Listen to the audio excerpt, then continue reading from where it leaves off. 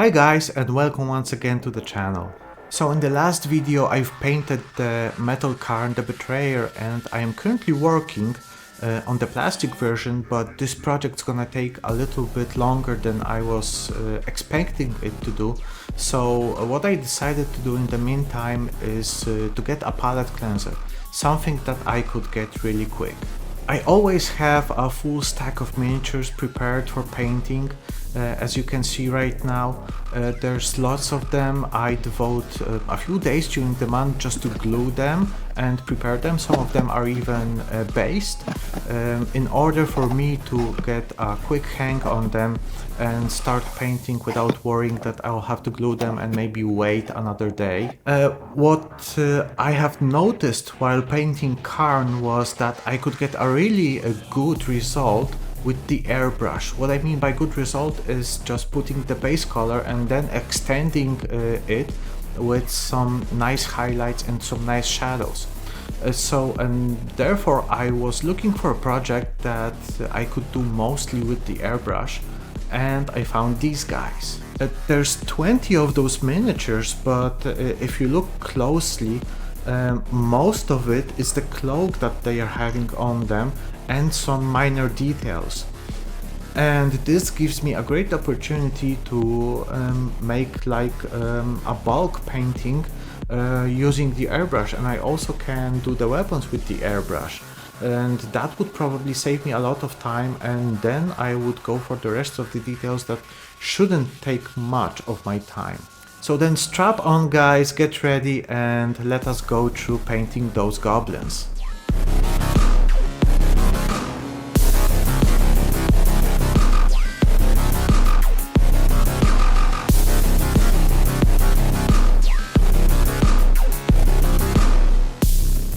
Sorry for not presenting a video or a picture of the models, I just forgot to do that. But I think you can more or less guess or Google what does a typical bunch of goblins look like. So, the first thing to do was of course priming the models. For this specific project I omitted a typical white zenithal on purpose. The goal of this was to have all of the deepest shadows black. Sometimes a zenithal can creep into places that were supposed to be dark.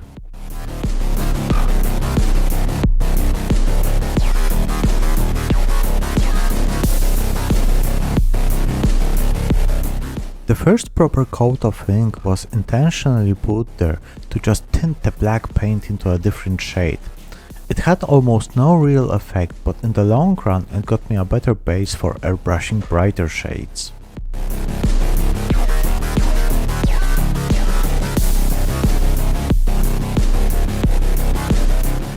Magenta was supposed to be the third shadow undercoat, and it was sprayed onto a smaller area than the previous inks.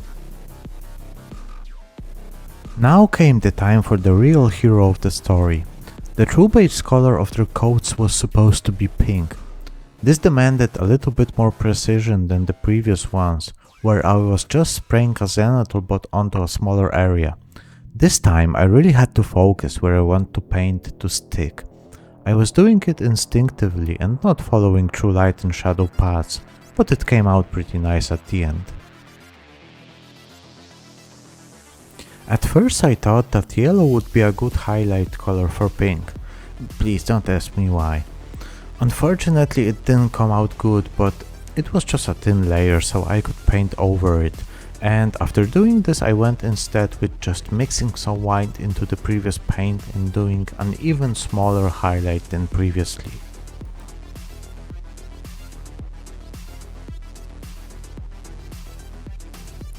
During the highlighting process I lost some of the middle tones and therefore I had to get them back. Instead of going back to the color that was the primary one, I mixed it with pink and used for highlights and got something between those two. Then it was just airbrushing it onto strategic places. Oh, and just that you guys know, because it happens to me very often when I'm painting a bigger batch of models. Somehow I omitted one goblin. Don't know how. He was just sitting at the end of the desk and watching his mates get new shades. It is hard and time consuming to recreate such a process, and therefore I omitted him. He will be in the pile of shame waiting for a moment I will feel fit to do one more goblin miniature.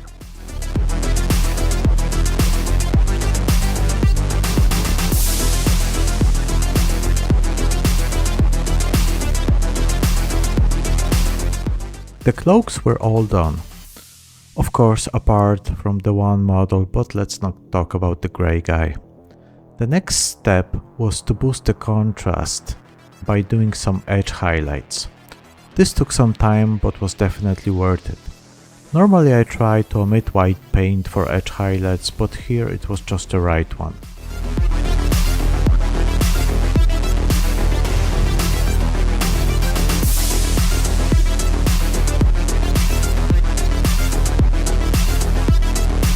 Remember that you are the architect of every painting you do, and you choose which spots are to attract more attention. Very often people choose weapons as something they put more effort to. I have tried NMM with layering, NMM with airbrushing, or even NMM with dry brushing. Unfortunately, I think I had a bad day for it. Don't get me wrong, the layered NMM came out pretty nice, but it took definitely too long, and with 19 models it would be just a one few hour session for spears, swords and shields. This was supposed to be a quick project, so I had to resort to metallic contrast paint. You heard me right. This is a concept that I have seen done by Marco in the Not Just Mecha channel. Please look for his channel and give him a like, share or a sub. He is a master in his craft. Basically what you do is you take some diluted paint, preferably some contrast paint, and mix it with a medium, airbrush thinner and a metallic paint. When mixed correctly, this has the properties of a contrast paint and the additional metallic flakes to boost the TMM effect. Just remember guys that as a pretty novice painter I am here for you to do all of the mistakes that you can see and that you don't have to do yourself. And if you have followed this video till this point, I would really appreciate if you could share, like or subscribe to the channel. Thanks a lot guys, and let's get back to painting.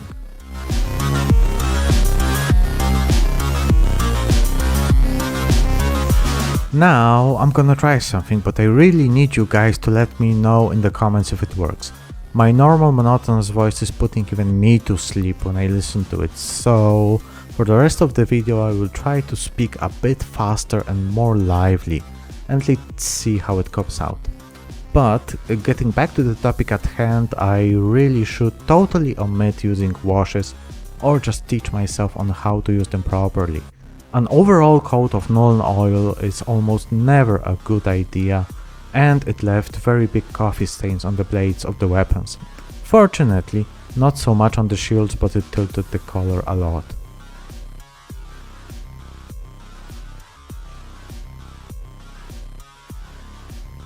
As the overall coat of the Nuln oil totally messed up my previous work, I had to get back to some values. So I took a gold and silver paint and painted over this oily disaster.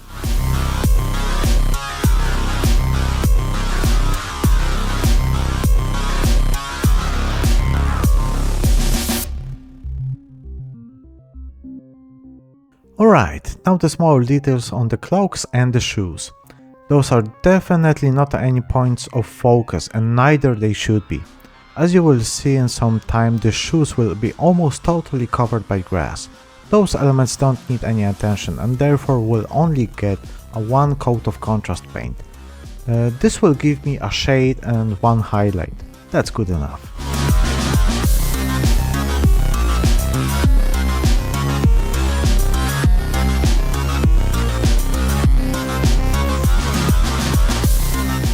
The faces, on the other hand, even if not mentioned to draw the eye, they will always do. I tried normal layering on one of the models, but as with the NMM it was very nice but took too much time. Therefore the miniatures got a thick coat of green speed paint and 2 layers of highlights. Oh, and of course the eyes. Got some white paint and red watery wash to make them pop out.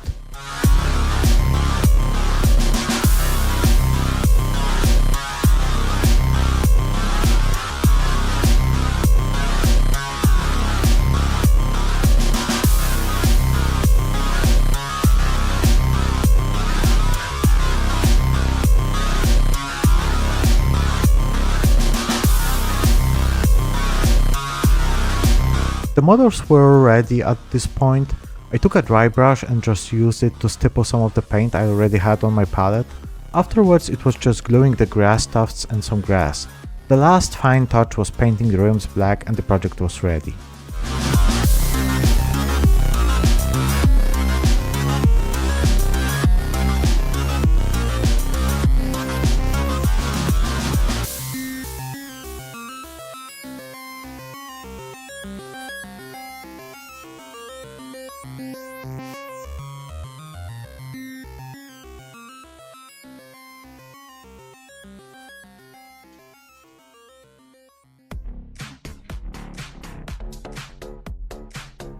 So what do you guys think? I'm really happy with how this came out. It took me more or less 6 hours. Airbrushing does wonders when it comes to large areas, and I would really encourage all beginners to become good friends with this tool. So please let me know in the comments what do you think.